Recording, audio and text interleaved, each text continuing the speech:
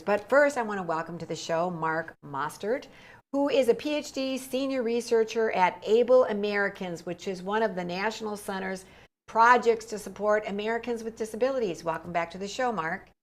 Wonderful to be with you. Thank you. Well, it has been a little while, but I wanted to talk to you because you've been doing an ongoing series. Is any life not worth living? Is any, this is part 10. Is any life unworthy of living? We, of course, all agree no. Life is of value regardless of what the situation is for a lot of different reasons. But your part 10 talks about the Netherlands. And give us a little background. When I grew up, and maybe when you grew up, there wasn't euthanasia and assisted suicide. Society understood you don't do that. God is the author of all life. And every life has value. Where did this come from? Well, early in the series that you mentioned, I started, people do not really understand the history of how we got where we are. So I wrote the series to trace the modern history of the pro-death movement beginning in the late 1800s with Charles Darwin and his idea of survival of the fittest. And then you go through the 2010s and 1900s, 1920s, where this whole idea of weeding out people that are imperfect really took hold. And eventually that got to Nazi Germany, which is kind of the poster nation for this stuff, where they had specific policies in Nazi Germany to identify people with disabilities, bring them to one of 6 killing centers that used to be mental asylums, and killing them there in the hopes of making a more perfect race. So after that came to light, what happened in the Holocaust, the whole idea of eugenics and survival of the fittest, and some people are worthy of life and some are not, kind of went underground a little bit in the 40s and 50s. But has resurrected itself in the 60s and went on making this idea acceptable, the idea that killing people for their own good is the way to go. And this percolated up in the 60s into the 70s. There were all these bioethical debates. And then finally we got to the point where legislation started to be passed allowing for this. And ground zero, as you mentioned, was the Netherlands. The Netherlands basically was the first place where this groundswell of pro-death culture took hold legislatively. And they started out, as all subsequent places do, when they start out with this law, they assure the public that this is going to be very rare, in exceptional circumstances, for a very few people, and only if you have an incurable terminal illness and are within 6 months of death. That's how it starts. So the public gets lulled into a false sense of security, saying, oh, this is for very few people, And if you talk to people generally, I'm sure most people say, well, I don't want to live and suffer. I'd rather die. And so they played on that a lot. And they started to, first assisted suicide. This is the way it always goes. And assisted suicide, remember, is when you, the patient, kill yourself. The doctor or the medical professional will hand you the poison, but you have to take it yourself. So it's like every other suicide you can think of. Euthanasia is a little bit different because when doctors euthanize people, they directly kill the patient. So that's the difference.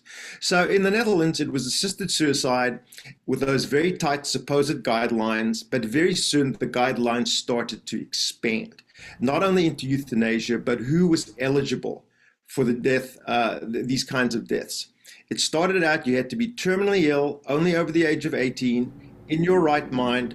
2 doctors had to sign off on the fact that, yes, they thought that you were eligible for this. And then either they would give you the poison or the doctors would kill you themselves in the case of euthanasia.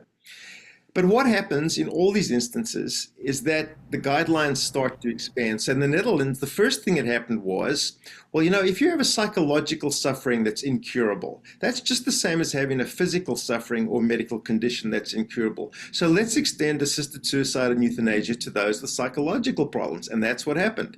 Then it became, well, you know what? We said you had to be 18 years or older, but what about 16 to 18-year-olds? They're pretty smart. They know what's going on in the world, and so they expanded it down to 16-year-olds. Okay. Now in the Netherlands, this is how far the slippery slope has gone. Now in the Netherlands, first of all, they for years have allowed euthanasia of children up to the age of 1. Now they've extended that euthanasia from 1 to 12, 12 to 16, 16 and 18 to adulthood. So essentially, Assisted suicide or euthanasia can be requested at any time from birth until however old you are. Now, in some cases, if you're under the age of 14 or 16, I think it is, you have to have your parent involvement. If you're under 10, the parents have to give permission. But this is the slippery slope. You start out with very few for a very isolated group of criteria, and you end up killing people just because they're different. And that's exactly what happened in the Netherlands. It's what's spreading across the USA, and it's what's eating up Canada alive as we speak. Wow, and I'd like to point out that with the Nazis, they didn't just kill the Jewish people or people that were Right. helping the Jewish people, they killed the disabled.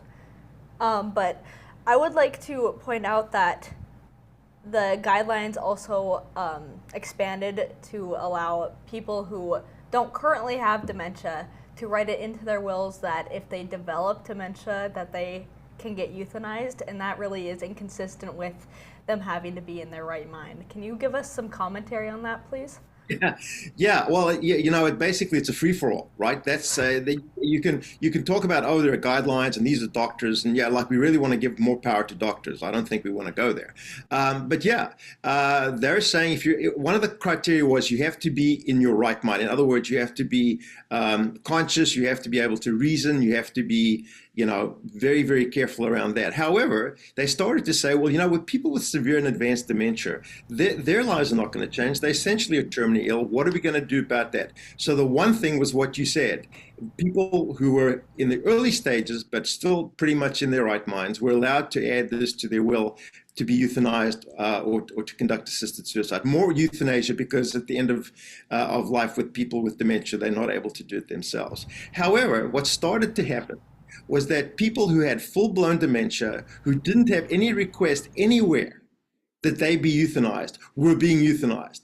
And when this came out, they got a commission, going to say all kinds of things.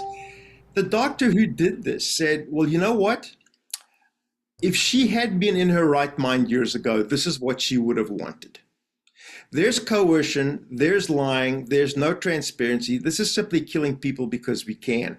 And that's the devaluing of the life you spoke about earlier. The more we talk about euthanizing people who have serious medical disabilities or serious psychological problems or dementia, the more people get killed, and that's spread across the world from the Netherlands, spread to Belgium. A lot of Europe now has this too. And of course, here in the States, we have next week, New York State will sign in as the 14th state in the United States to allow assisted suicide. Wow. So it's in America now. I'm just wondering when you're talking about where the country that it started, where it was okay, was there international influence on this? Like say the United Nations, they talked about it, or the World Economic Forum, or any of those places. Do you know if they had involvement in... The UN, well, the way it works with the UN's all for human rights, right? I mean, so I don't think I've ever seen anything from the UN, and I used to spend quite a lot of time up there advising on disability issues, that outright comes and says, this is what we want to happen. But the UN is really big on human dignity, very big on human rights, very big on autonomy, et cetera, et cetera. So sometimes in arguments from the pro-death side, they do use these human rights arguments to justify what they're doing. It's a human right to decide how you want to die. And then they go back to the old message, my body, my choice. That is also very much part of what they say. And so they convince people that this is now a viable medical alternative. And as you have doctors coming through medical schools, they are now taught that assisted suicide and euthanasia are absolutely legitimate, quote unquote, medical treatments. Think about that. Wow. Doctors who are supposed to preserve life and make people comfortable at the end of their lives are now being trained to kill them and to offer that to people should it come up. It's absolutely so we're gonna take a break, and when we come back, we're gonna pick up from where you just mentioned. Now it's an alternative, and it's an alternative that's just boggles the mind. Some of the people. We're gonna talk about some case histories when we come back after this.